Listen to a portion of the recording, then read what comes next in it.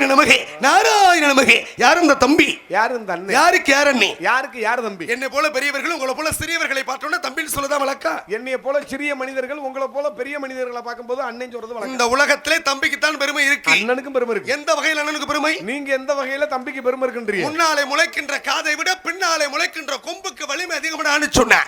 முன்னாலே முளைக்கிற காது அண்ணன் மாதிரி வலிமை இல்ல, பின்னால பிறக்கிற கொம்புக்கு தம்பி மாதிரி வலிமை உண்டு. அப்ப அண்ணனை விட தம்பிக்கு தான் வலிமையும் பெருமையும் உண்டுன்னு தம்பிக்கு பெருமை சேர்க்க வந்துள்ளவன் நான். அண்ணனுக்கு எந்த வகையில பெருமை சொல்லு? அண்ணனுக்கும் பெருமை இருக்கு. எப்படி? இந்த பூலகத்துல மானிட பிறவிகள்லாம் நாங்க தை மாதம் தை பூசத்துக்கு சரி பழனி மலை முருகனுக்கு இங்க இருந்து விரதம் இருந்து மாலை அணிவித்து இங்க இருந்து பாத யாத்திரையா செல்வோம். சரி நேரடியா போய் முருகனை தரிசனம் பண்ண மாட்டோம். வேற கீழே விநாயக பெருமானுக்கு ஒரு செதற தங்க எடுத்து சல்லார்னு உடைச்சு அந்த சில்லு பக்கத்துல எவை மண்டலியாவது புடிச்சு அவனுக்கு ரத்தம் சொட்ட சொட்ட வடிஞ்சு அதுக்கப்புறம் போய் தான் முருகனையே தரிசனம் பண்ணுவோம். பாருங்க, மொத்தத்துல முருகனை தரிசிக்க சாக்க வச்சு மொத்தத்துல ஒருத்தர பழி வாங்கி கொடுத்தானே ஒருத்தர் முருகனையே தரிசிக்க போறீங்க. என்ன பண்றது? இன்னைக்கு தமிழ்நாட்டுல ஒரு ரோடு போட்டாலும் பாலம் போட்டாலும் ஒருத்தன் உயிரை காவு கொடுத்துட்டு ரோடும் பாலம். அண்ணனடா தம்பி நடா அவசரமான உலகத்திலே உலகத்தில் அர்த்தம் என்னடா? காசு இல்லாதவன் குடும்பத்துல அபிஷேக பிரியா சிவா, அலங்கார பிரியா விஷ்ணு, சோஸ்திர பிரியா சூர்யா, கன்னி பிரியா கண்டா, கரகர பிரியா சுந்தரம்பா, போஜன பிரியா கொண்டோதுரா, கலக பிரிய நாரதன் நானையா.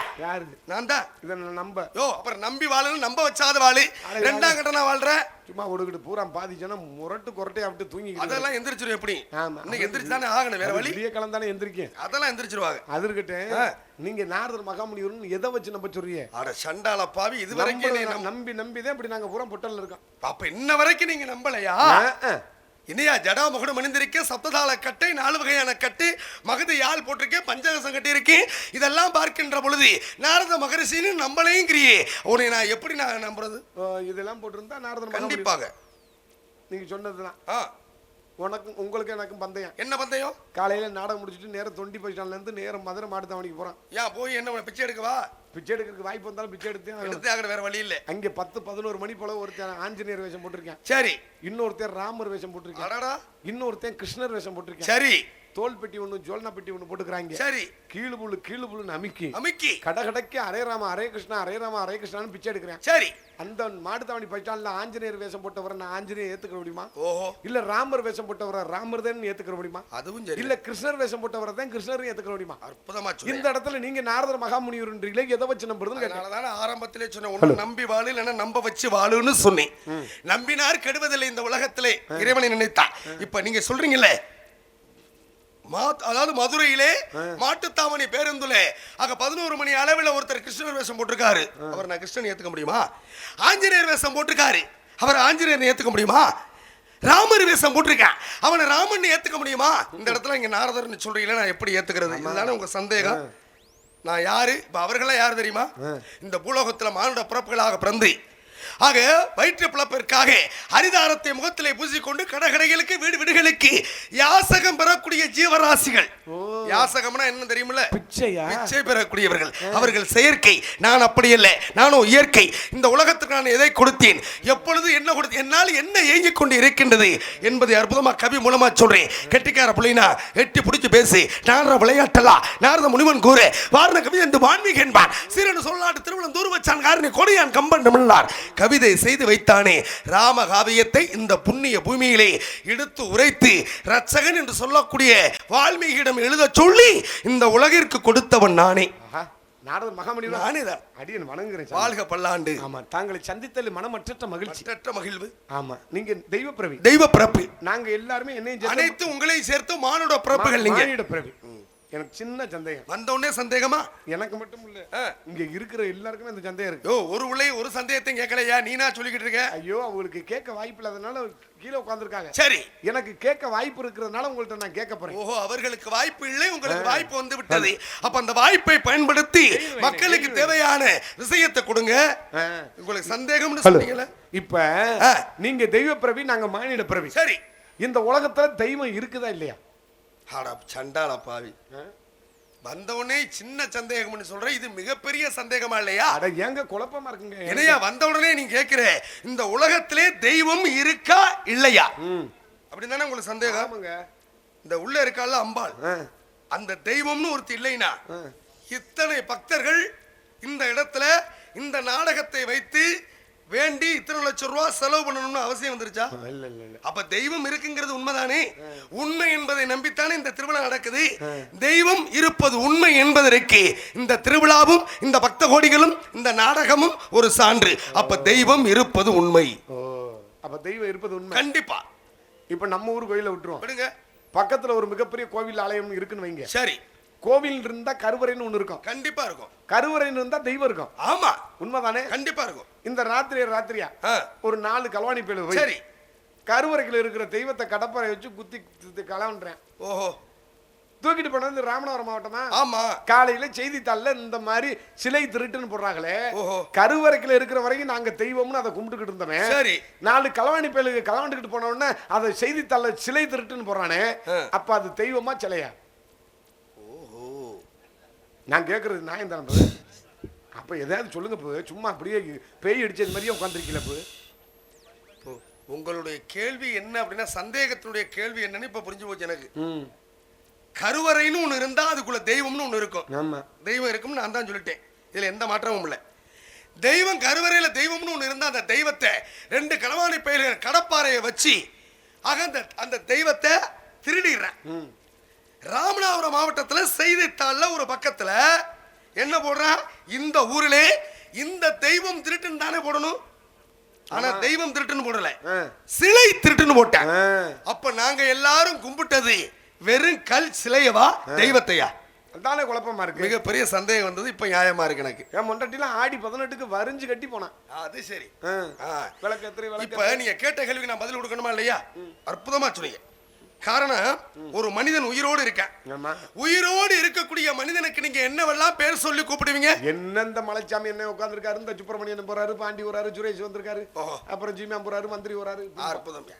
உயிரோடு இருக்கிற மனுஷனுக்கு வந்து இந்த போறாரு ராமசாமி, சுப்பையா போறாரு, கருப்பையா போறாரு, கோமான் போறாரு, சீமான் போறாருன்னு புகழ்த்தி பேசக்கூடிய நீங்கள், அதே மனிதன் இந்த இடத்துல இறந்து கிடந்தானா அவனுக்கு என்ன பேர் சொல்லி கூப்பிடுவீங்க? பிணம்பே. அவ்வளவுதான். அது நீ இப்ப சுருக்கிட்டான். பாடியை எப்படா தூக்குறீங்க? அவ்வளவுதான். பாருங்க, எப்படி எல்லாம் பேர் சொல்லி கூப்பிட்ட அந்த மனிதன் இறந்து கிடக்கின்ற பொழுது கருப்பையாவை எப்ப தூக்க போற, சுப்பையாவை எப்ப தூக்க போறேன்னு சொல்ல மாட்டேன். பொணத்தை எப்ப தூக்க போற, பிணம்னே மாறிடுது, பேரே மாறி போகுது. அப்பே ஆத்தா வச்ச பேர் கூட இறந்த உடனே தனியா ஒரு பேரு பிணம்னு ஒண்ணு உருவாகுது. உருவாயிருச்சா? இப்ப இதுல இருந்து ஒரு அற்புதமான விளக்கம் சொல்றேன் பாருங்களே. உயிரோடு இருக்கிற வரைக்கும் அவருக்கு ஒரு பேரு, இறந்த பிறகு அவருக்கு ஒரு பேரு. 8 வகையான மருந்தை இடிச்சு பீடத்துக்குள்ள வச்சு அது மேல சிலையை தூக்கி வச்சு சிலையில ஒரு குடம் தண்ணீர், கும்பத்துல ஒரு குடம் தண்ணீர், கும்ப அபிஷேக விழா செய்து விட்டால் இந்த 8 வகையான மருந்து சக்தியை கொடுத்து கல்லாக இருக்கக்கூடிய சிலைக்கு உணர்ச்சி, அதாவது உயிர் உண்டாகி தெய்வம்னு பேர் மாறுது. கருவறையை விட்டு வெளியில வந்துட்டா இறந்த மனிதனுக்கு எப்படி பிணம்னு பேர் மாறுச்சோ, அதனாலதான் கருவறையில் இருக்கக்கூடிய தெய்வத்தை 2 களவாணி பயல்கள் வெளியில தூக்கிட்டு வந்துட்டானா அது இறந்தவனுக்கு சமம். அதனாலதான் சிலை திருட்டுன்னு போட்டான் செய்தித்தாள்ல. உயிரற்றதுன்னு பொருள். அப்ப 8 வகையான மருந்தை இடிச்சு அந்த மருந்துக்கு மேல சிலையை தூக்கி வச்சு அந்த சிலையில ஒரு குடம் தண்ணியும் அந்த கும்பத்துல ஒரு குடம் தண்ணியும் ஊத்தி ஆமா விழா நடத்திட்டா அந்த கல் சிலைக்கு உயிர் உண்டாகுது, தெய்வம்னு பேர் மாறுது. நீங்க தான் சொல்றீங்க. சொன்னேன், நான் தான் சொன்னேன். இப்ப உயிரோட ஒரு தெய்வம் இருக்கு. சரி, இருக்கு. தெய்வத்துக்கு முன்னாடி எந்த கோவில்லையும் உண்டியல் கலசம் இருக்கும். அதனாலதான் காசை முன்னால வச்சான், கடவுளையே பின்னால வச்சான். இப்ப நாங்க பக்தர்களுக்கு புறம் வேண்டுகிறோம். சரி, அந்த கோவில் தெய்வத்துக்கிட்ட சரி எங்களுக்கு ஏதாவது ஒரு குறை இருக்குன்னு வைங்க, அது நடந்துருச்சு. எங்கனால முடிஞ்சத நகையோ பணமோ அந்த உண்டியல காணிக்கையா செலுத்துறோம். சரி, உண்டியல் நிறைஞ்சிருச்சு. உயிரோட தெய்வம் இருக்கு. இப்ப 2 களவாணி பயலுக்கு போய் இந்த தெய்வத்துக்கு முன்னாடி இருக்கிற உண்டியல கடப்பறை வச்சு குத்தி கிளப்புறாங்க. மறுபடியுமா அந்த தெய்வம் உயிரோட இருக்கிற தெய்வம் அது கையில எந்த தெய்வமா இருந்தாலும் சூலாயுதமா வேலாயுதமா ஒரு ஆயுதம் இருக்கும், கண்டிப்பா வச்சிருக்கும். அப்ப அந்த களவாணி பயலுக்கு கலவங்கும் போது அந்த வேலாயத்தை சூலாயத்தை எடுத்து அவன் வாயில குத்திருந்தா அவன் உண்டியல கழுவ மாட்டான். அதை விட்டு கிராம மக்கள் எல்லாம் ஒண்ணு கூடி காலையில காவல்துறை கிட்ட போய் இந்த மாதிரி எங்க கோயில உண்டியல கலவாண்டு போயிட்டாங்க, எப்படியாவது கண்டுபிடிச்சு கொடுங்க அப்படின்னு மனு கொடுக்குறாங்களே. காவல்துறை கண்டுபிடிச்சு கொடுக்குறாரு, அவர் தெய்வமா இல்ல களவாணி பயலுக்கு கலவங்கும் போது வேடிக்கை பார்த்துக்கிட்டு இருந்துச்சு அது தெய்வமா? எனக்கு தெரிஞ்சாலும் அது குழப்பமா இருக்கு. இவ்வளவு கடுப்பா பேசுற, நீதி நேர்மை நியாயம் செத்து போச்சு. அமுட்டு போ. அற்புதமான ஒரு கேள்வி. முதல்ல கேட்ட கேள்வியோட இதுதான்டா நாக்கப்படுங்கிற மாதிரி கேள்வி, நியாயமான கேள்வி. தெய்வத்துக்கு உயிர் உண்டு அப்படின்னு நான் தான் சொன்னேன். உயிரோடு இருக்கிற தெய்வத்துக்கு முன்னாலதான் உண்டியல் இருக்கு. அந்த உண்டியலை 2 பயலுக களவாங்குற. உயிரோட இருக்கக்கூடிய தெய்வம் வேடிக்கை பார்த்துக்கிட்டு இருக்கு. அது கையில வேலாயுதமோ சூலாயுதமோ வச்சிருக்கும். வேடிக்கை தான் பார்த்துக்கிட்டு இருக்கு. ஒன்னும் குத்தல வெட்டல.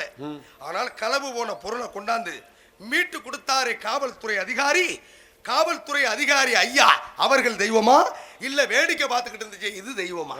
இதுதானே உன்னுடைய கேள்வி. குழப்பமா இருக்கு. அது ஏன் வேடிக்கை பார்த்துக்கிட்டு இருந்துச்சு தெரியுமா? அதுக்கு மிகப்பெரிய அர்த்தம் இருக்கு. நீ கேட்ட கேள்விக்கு விளக்கம் சொல்லவா? அது நினைச்சிருந்தா அங்கேயே சூர சம்காரம் பண்ணிருக்கலாம், சம்காரம் பண்ணிருக்கலாம். ஆனால் அது ஏன் விட்டு வச்சு தெரியுமா? நீங்கள் பிறந்தது யாருக்கு? எங்க அம்மாவுக்கு. எத்தனை மாதம் சுமந்தார்கள்? 10 மாசம். நீங்க கேட்ட கேள்விக்கு பதில் இதுக்குள்ள வருது பாருங்க. 10 மாசம் சுமந்தாச்சு, பிறந்தாச்சு, பல நடந்தாச்சு, பள்ளிக்கூடம் போயிட்டு வந்துகிட்டு இருக்கீங்க. பள்ளிக்கூடம் போயிட்டு வந்துகிட்டு இருக்கீங்க. உங்க அம்மா உங்களுக்கு தெரியாம சிறுவாட்டு காசுல ஒரு உண்டியல் சேர்க்குது உங்க அம்மா வீட்டுக்குள்ள. அந்த உண்டியல் உங்க கண்ணுக்கு தண்டுபட்டு போச்சு. உங்க அம்மா விட்டு உண்டியல இருந்து ஒரு 100 ரூபாயை நீங்க திருடிட்டீங்க. திருடிய விஷயம் உங்க அம்மாவுக்கு தெரிஞ்சு போச்சு. உங்க அம்மா உடனே அருவாளை எடுத்து வெட்டி உங்களை கொண்டு விடுமா, கத்தி எடுத்து வயிற்றுல குத்தி உங்களை கொண்டு விடுமா? பெத்த புள்ள அப்படி திருட்டு புள்ளையா போச்சே அப்படின்னு உங்களை கொலை பண்ணிப்புருமா? அப்படிலாம் செய்யாது. என்ன செய்யும்? நான் தெரிஞ்சுன்னா எங்க அம்மா வந்து சப்பு சப்புன்னு அடிக்கும். சரி, ஏன்டா சனியை முடிச்சவனே இந்த சின்ன பிள்ளையிலே உனக்கு இந்த திருட்டு புத்தி இருக்கேன், நாளைக்கு பெரிய பிள்ளைய அண்ணனும் என்னென்ன வேலையெல்லாம் பண்ண மாட்டேன், இனிமே இப்படி செய்வியா அப்படின்னு அடிச்ச உடனே நான் அழுக ஆரம்பிச்சிருவேன். கீழ்னு. சரி, அதுக்கப்புறம் பெத்த மனசு பெத்து பிள்ளை மனசு கல்லுன்னு சொன்ன கதையா நான் அழுகிறத பார்த்துட்டு என் தாய் மனசு தாங்காம மறுபடியும் ஒரு 20 ரூபாய் எடுத்து என் கையில கொடுத்து இனிமே இப்படி செய்யக்கூடாது, என்ன வளர்த்தா பழத்தாரு அப்ப பெட்டிக்கல்ல போய் 2 பொரி உருண்டை வாங்கி தின்ட்டு வா அப்படின்னு சொல்லுங்களா. பெத்த தாயி பெத்த புள்ள திருடுன்னு தெரிஞ்சு அருவாள் எடுத்து வெட்டி கொள்ளல, கத்தி எடுத்து குத்தி கொள்ளல. உங்க அம்மா பெத்த அம்மா கருவறைக்குள்ள இருக்கின்றாளே கோவிலுக்குள்ள, அவ உலக அம்மா. ஆக அவ என்ன நினைக்கிறா? பெத்த தாய் எப்படி மன்னிச்சு விடுறாளோ அவளும் ஒவ்வொரு திருடனையும் மன்னிக்கிறாளா. எப்படி தெரியுமா? நம்ம தான் உயிர் கொடுத்தோம், நம்ம மண்ணில தான் பிறந்தேன், நம்ம ஊர்ல தானே வளர்ந்தேன், நம்ம உண்டியிலேயே கை வைக்கிறான்னு பெத்த தாயி தாம் புள்ள திருடனும் தெரிஞ்சு எப்படி கொல்லாமல் மன்னித்து அருள் பாலிக்கின்றாளோ அது மாதிரி அந்த கருவறைக்குள்ள இருக்கக்கூடிய தெய்வமும் மன்னிக்கிறாயா. அதனாலதான் ஒவ்வொரு திருடனும் தப்பிக்கிறேன், வேற ஒண்ணுமே கிடையாது. ஆனா அரசன் நின்று கொள்வான், தெய்வம் நின்று கொள்ளும். ஒரு தடவை பார்க்கும், 2 தடவை பார்க்கும், 3ஆவது தடவை திருட்டு வேலையை பண்ணானா அப்பதான் அள்ளி வச்சு குத்தும். அவளும் ஒரு பொறுமை அளவு தான் பாப்பா, அதுக்கு மேல பார்க்க மாட்டா. அப்ப ஒரு தடவை கலவாங்கும் போது தெய்வம் சும்மா இருக்கும். ஆமா, 2ஆவது தடவை ஆட்டையை போடும்போது மன்னிக்கும், 3ஆவது தடவை ஆட்டை அள்ளி வச்சு குத்திரும். வெண் ஜன்னியை முடிச்சவன் 2 தடவை ஆட்டையை போட்டு பேசாம 3ஆவது தடவை அமைக்கிட்டு இருக்க வேண்டியதான். 3ஆவது தடவை போறேன். காரணம் இரும்பு குடிச்சங்கையும் ஜரம் குடிச்சங்கையும் சும்மாவே இருக்காது. அந்த வேலை அவன் செஞ்சுக்கிட்டு தான் இருப்பேன். உங்களை சந்திச்சது மகிழ்ச்சி, மற்றற்ற மகிழ்வு. உங்க பேரு? நாரத மகரிஷி. ரொம்ப மகிழ்ச்சி. அப்பா அப்பா இருக்கின்றார் பிரம்மதேவன். என்ன பண்றாரு? படைக்கின்றார். வைக்கப்படப்பை படைப்பது விவசாயி. 4 வகை யோனி, 7 வகை தோற்றம், 84 லட்சம் ஜீவபதங்களை 84 லட்சம் ஜீவபதங்களை படைக்கக்கூடிய தன்மை உயிர்களை படைப்பது எங்க அப்பாவுடைய வேலை. அம்மா நல்லா இருக்காங்களா? நல்லா இருக்காங்க. அம்மாவை பத்திரமா அம்மா மட்டும் பத்திரமா பாத்துக்கிட்டோம்னா அப்பா கொண்டு போய் நடு தெருவில் அனுப்பாடுறது. கட்டின பெண்டாட்டிக்கும் பெத்த தாய்க்கும் ஒரு வித்தியாசம் இருக்கு. என்ன வித்தியாசம்? அக்கா அந்த கதையை நீ மட்டும் பார்த்து கேளுக்கா. அதுக்கப்பா சொல்லு. அக்கா அங்கிட்டு குசு குசுன்னு பேசுறீங்க, இங்கிட்டு பாருக்கா, இங்கிட்டு பாருங்க. கட்டின பெண்டாட்டிக்கும் பெத்த தாய்க்கும் ஒரு வித்தியாசம் இருக்கு. சரி, என்ன வித்தியாசம் சொல்லு. என் பொண்டாட்டி எங்க அம்மாவும் இந்த ஆடி 18ஆம் பெருக்கு போச்சுவாரு. சரி, அப்ப 2 பேருமே ஒரு வாரத்துக்கு முன்னாடி சேலை வாங்கித்தான் சித்திரப்படுத்தினா. சரி, 2 பேரையும் நாடகம் ஆடிட்டு தூக்க வரிச்சியோட காரைக்குடிக்கு கூட்டிட்டு போயிருந்தேன். சரி, அங்கே ஒரு ஜவுளி கடை பாரம்ஸ்னு திறந்திருக்காங்க. ஓஹோ, இங்க இருந்து ஏறிட்டோம்னா ஜொங்கின்னு அங்கே போய் நிக்க, அங்க இருந்து ஏறிட்டோம்னா ஜொங்கின்னு இங்க வந்து வருமானம் அதிகமா இருந்திருக்கும் போலக்கா. படியை இடிச்சு விட்டு வாசப்படியில முன்னாடி இடிச்சு விட்டு உயரமா கட்டியிருக்காங்க. எனக்கு தெரியல, போய் காலை தூக்கி வைக்கிறேன் காலு பிறச்சி விட்டு குப்பரை கடிச்சு விழுந்துட்டு எங்க அம்மா இங்கன என் பொண்டாட்டிங்கன நான் விழுந்ததை பார்த்துட்டு எங்க அம்மா துடிக்கிறா. நான் பத்த மயனே அடிபட்டுருச்சா, ஆட்டோ பிடிப்பா, ஊசியை போடுவோம், பாப்பா என்ன வளர்த்த சாமி கத்துறா. சரி, என் பொண்டாட்டிங்க நின்றுக்கிட்டு என்ன தெரியுமா சொல்றா? என்ன சொன்னா? கண்ணை என்ன பொறடில ஆச்சுட்டு வந்த, எதை பார்த்துக்கிட்டு வர்றேன், ஊர்ல உள்ள பொம்பளைல அப்புறம் பார்த்துக்கிட்டு வந்து பொழந்துக்கிட்டு கிடக்கிறேன், ஏன் தெரியுமா தம்பி அப்படின்றா சாமி. ஆனா உன் பொண்டாட்டி ஒரு உண்மையை தானே சொல்லியிருக்க, உன்னையும் கூட ஊர்ல உள்ள பொம்பளைல அப்புறம் ஐயா இந்த கதையை சொன்னதுக்கு ஏன் செருப்பு கழிச்சு ஏன் வயல அடிக்கணும்யா? சரி இருக்கட்டும். ஆக இருப்பினும் கூட உன்னை பற்றி ஒரு சில விவரம் கேட்கலாமா? உங்க பேரு? வீரத்தை. யாரு வச்சது? அப்பா. எதுல வச்சாரு? அப்பா வாயிலிருந்து என் காதுல வச்ச. அப்பா வாயிலிருந்து காதுல தான் வச்சோம்னு உனக்கு எப்படி தெரியும்? அம்மா சொன்னுச்சு. அம்மாவுக்கு தானே தெரியும் வச்சுட்டு போனது யாருன்னு. ஓ பேரியா? பேர் அப்பா தான் வச்சாரு அப்படின்னு அம்மாவுக்கு தானே தெரியும். சரி, உங்க அப்பா பேரு? நம்பிராசன். உங்க அம்மா பேரு நங்கை மோகன். நம்பிராஜனுக்கு நங்கை மோகனிக்கும் நீங்கள் பிறந்தவனா பிறந்தவனா? பிறந்தவன். எங்க பிறந்தீங்க? இல்லங்க, பிறந்தவன். பிறப்புக்கும் பிறப்புக்கு என்ன வித்தியாசம்? பிறப்புனா தனக்கு பிறக்கிறது. சரி. பிறப்புனா தன்னோட கூட பிறக்கிற அக்கா தங்கச்சி அண்ணன். தமிழ்ல தான் ஒரு வார்த்தை வெள்ளு ஒரு வார்த்தை கொள்ளும்டான்ட்டான். இப்ப பாருங்க, பிறப்பு என்பதற்கு வேறு விளக்கம், பிறப்பு என்பதற்கு வேறு விளக்கம். ஆக இருக்கட்டும். இருந்தால் நீங்கள் பிறந்தது உங்க அப்பாவுக்கு அம்மாவுக்கா? அம்மாவுக்கு. அப்ப உங்க அப்பனுக்கு நீங்க பிறக்கல. அப்ப ஊர் பேலுக்கா பிறந்தேன். அம்மாவுக்கு அப்பாவுக்கும் சேர்ந்தாயா பிறந்தேன். அது எப்படி அம்மா வயித்துல 5 மாசம் அப்பா வயித்துல 5 மாசம் இருந்தியா? ஐயோ, அவங்க 2 பேரும் செஞ்சாக பிறந்தேன். அப்படி என்ன செஞ்சாங்கன்னு பிறந்த? கல்யாணம் செஞ்சாக பிறந்தேன். கல்யாணம்னா என்ன கட்டனா கல்யாணம்? தாலி கட்டினா கல்யாணம். யாருக்கு யார் கட்டினது? எங்க அப்பா எங்க ஆத்தாளுக்கு கட்டினாரு தாலி. உங்க அப்பா தானே உங்க அம்மா கட்டினாரு? ஆமா. எந்த இடத்துல கட்டினாரு? கழுத்துல கட்டினாரு.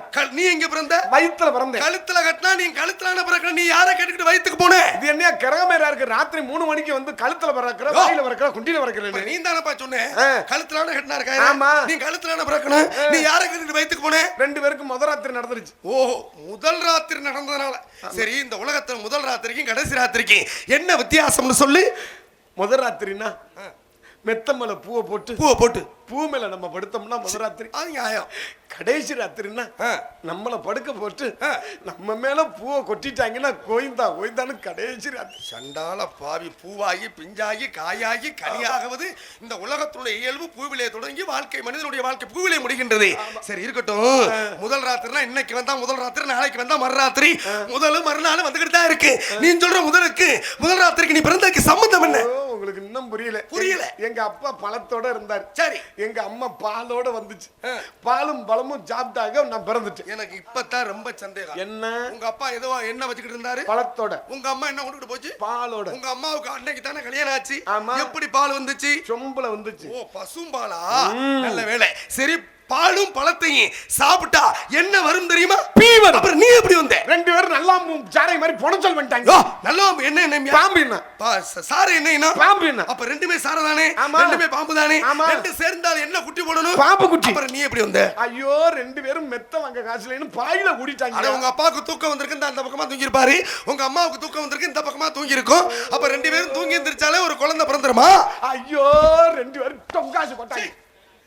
என்ன பண்ணாங்கன்னா மயிரை புடிங்கிட்டு என்கிட்ட ஏதாவது சொல்லிட்டு பண்ணாங்களா? என்னடா தலையில போட்ட விதி மாதிரி தலையில இந்த மாதிரி ஒரு வீடியோ வர சொல்லி ஷூட் பண்ணி இந்த மாதிரி ஒரு கேசட் ஏதாவது ட்ரெங்கு பட்டியில அது பீரோல தாயில் சிறந்த ஒரு கோவில் முள்ளே மயனே, நாங்க ரெண்டு எப்படி டெவலப் பண்ணிருக்கோம், நீ பின்னாடி பார்த்து இதை தெரிஞ்சுக்கிறா அப்படின்னு ஏதாவது வீடியோ ஆதரவு வச்சிருக்காங்க. போதுமடா ஜாமி. இருக்கட்டும். ஆலோலம் சோ என்ற குரல் கேட்டது யார் அந்த பெண்மக்கள்? இருக்கட்டும். 1க்கு 2 பேர் உள்ள இருக்கா? 1க்கு 2 பேர். 1க்கு 2 பேர் உள்ள இருக்காங்களா? அப்போ 1க்கு 2 பேர் உள்ள இருந்தாங்கன்னா அப்ப அதை பூரா எடுத்துக்கொண்டு போய் அந்த பக்கமா வீசுறது உங்க வேலை. ஆமா, இப்பதான் நகராட்சியில அப்பாயின்மெண்ட் ஆர்டர் வாங்கி இந்தானே சொல்ற 1க்கு 2 பேர் உள்ள இருந்துட்டாங்க. ஒருவருக்கு 20 ஒரு ஆளுக்கு ஈரால் பணிவிடை செய்து கொண்டு இருக்கின்றார்கள். ஆக இருப்பினும் ஒருத்த பேரு நான் வெளியே இருக்கேன். நீங்க வெளியே இருக்கீங்களா? எத்தனை நாளா? 3 நாளா. எப்படி வருது? திருத்திரியா அந்த வெளியே கேட்கறத அறிவு கட்டவன. ஏதோ கறிக்குழம்பு ஊத்துறாங்க, அந்த வாட்டுக்கு புடிங்கிட்டு அடிச்சு அளவா சாப்பிடணுமா இல்லையா? அது இருக்கட்டும். நீங்க வெளிக்காவல் இருக்கீங்க, அவங்க உள்காவல் இருக்காங்க. 2 பேர் சொன்னீங்கல்ல, ஒருத்த யாரு இன்னொருத்த யாரு? ஒன்னு என் தங்கை வள்ளி, இன்னொன்னு எனக்கு போட்ட ஓஹோ வள்ளியும் குள்ளியும் உள்ளே இருக்கின்றார்கள். பெருங்கொண்ட பாட்டி. என்னது உனக்கு போட்ட பெருங்கொண்ட பாட்டியா? பட்டாபிஸ் அப்படின்னா புரியலையே. நல்ல அதை வச்சு எப்படி சமாளிச்ச? தேக்கம் பழக மாதிரி உருட்டுன்னு பாருங்க, இங்க இருந்து அங்க உருட்டு, அங்க இருந்து இங்க உருட்டு. சரி, உனக்கு ஒன்றும் சேதாரம் இல்லையே. ஐயோ, நல்ல வேலையா போச்சு. அதனாலதான் ஒதுங்கி பொழைச்சிட்டேன். சரி, இருக்கட்டும். அடுத்த காவல இருக்கக்கூடிய ஆளு உன்னுடைய ஆளு. அதை நான் பார்க்கலாமா? அழைத்து வாருங்கள். அன்பே.